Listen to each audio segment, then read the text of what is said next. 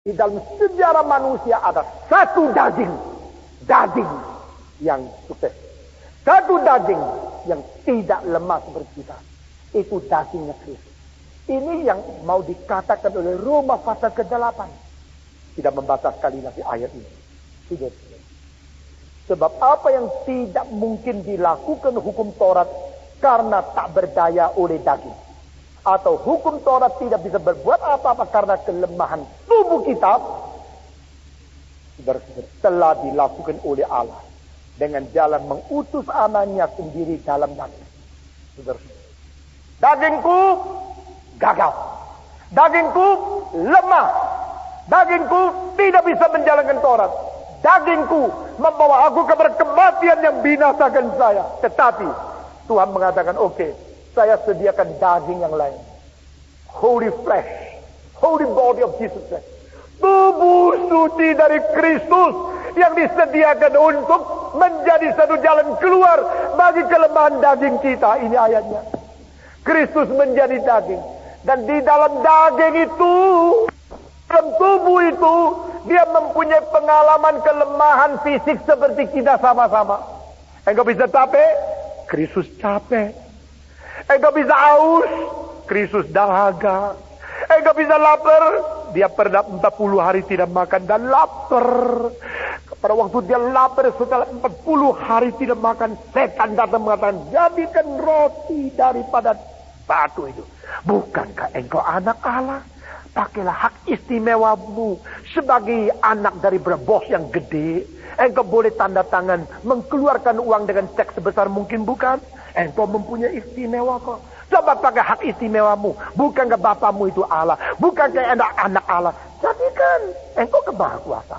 Engkau berkuasa ilahi. Hei, batu, jadi roti. Jadi roti, delicious. Atau Holland Bakery. Atau Anirus. Gampang, silakan. Engkau anak Allah. Jangan lupa engkau anak. Pakailah hak privilege. Saya berkata kepada saudara, selama 35 kali Yesus melakukan mujizat, tak pernah satu kali dia lakukan untuk mengisi kebutuhan pribadi. Saudara perhatikan ini. Waktu Yesus di dalam dunia menjadi anak Allah yang mempunyai hak terbesar, dia tidak memakai hak terbesar untuk mengenakan dagingnya sendiri. Itulah Kristus. Itu menjadi contoh kita. Kristus belum pernah melakukan satu kali mujizat untuk mengenakan daging. Bukan saudara demikian. Kristus tak pernah nangis satu kali karena dirinya merasa susah. Tak ada air mata untuk mencetuskan kesusahanku. Hanya ada air mata untuk menangisi orang yang tidak percaya. Air mata untuk menangisi mereka yang keras hati. Air mata melihat orang Yahudi yang masih tidak mau menerima dia. Yesus menangis di Getsemani, menanggung dosa seluruh dunia. Yesus menangis di hadapan kuburan Lazarus. Untuk apa? Untuk menangisi akan orang Israel yang begitu degil dan keras kepada dia. Yesus menangis di atas bukit Zaitun untuk menangisi Yerusalem yang tidak bertobat. Yesus tidak pernah menangisi untuk diri. Kita nangis karena kita tersinggung. Kita nangis karena kita luka. Kita nangis karena kita diperlakukan kurang baik. Kita seperti anak-anak. Air mata kita hanya digunakan untuk diri kita yang rasa susah. Tidak ada di dalam Kristus. Jesus never cry for himself. Never used his deity and his privilege being the Son of God to perform any miracle for his own profit. Tidak pernah. Dia adalah anak yang menderita, anak yang menjalankan tugas, anak yang begitu penuh dengan kelemahan secara jasmania. Sama bisa capek, sama bisa haus, sama bisa rasa tersendiri, sama bisa takut, sama bisa dahaga, sama bisa lapar, sama seperti engkau dan saya. Di dalam hal itu dia sengaja sama semua, tidak ada hak istimewa untuk hal ini. Dia mengalami tubuh daging. Saya berdaging Tuhan, dagingku ini lemah. Tuhan akan mengatakan, bagaimana anakku? Anak yang tunggal turun ke dunia juga lemah sebenarnya engkau. Engkau kira dia anakku, dia sembarangan pakai hak istimewa? Tidak. Jadi di mana dia bergumul selama hidup di dunia, itulah contoh di mana engkau harus belajar. Jadi orang Kristen dah gampang, saudara-saudara. Kierkegaard daripada Denmark mengatakan orang Kristen yang sukses cuma satu, yaitu Kristus. Sayangnya dia disalibkan di atas kayu salib. Artinya selain Kristus, hampir tidak ada orang pernah menjalankan apa yang dituntut oleh Kristus. Dan Kristus betul-betul menjadi contoh. Dia berdaging, dia lemah. Waktu dia berkhotbah capek, tidur di kapal. Mengapa perlu tidur? Anak Allah, daging, saudara-saudara. Mengapa masuk ke Getsemani? Dia takut. Alkitab mengatakan dia merasa takut, mendadak takut. Apa sebab? Daging, dia manusia. Mengapa Yesus lapar setelah 40 hari? Daging. Mengapa dia minta air dari perempuan Samaria? Karena daging. Dia pernah hidup seperti engkau, hidup seperti saya. Engkau pernah miskin, kekurangan uang, dan engkau tidak tahu kasih tahu sama siapa. Engkau tidak bisa keluar ke mulut. Pengalaman-pengalaman seperti ini sering terjadi pada waktu saya kecil. Mama saya umur 33 menjadi janda.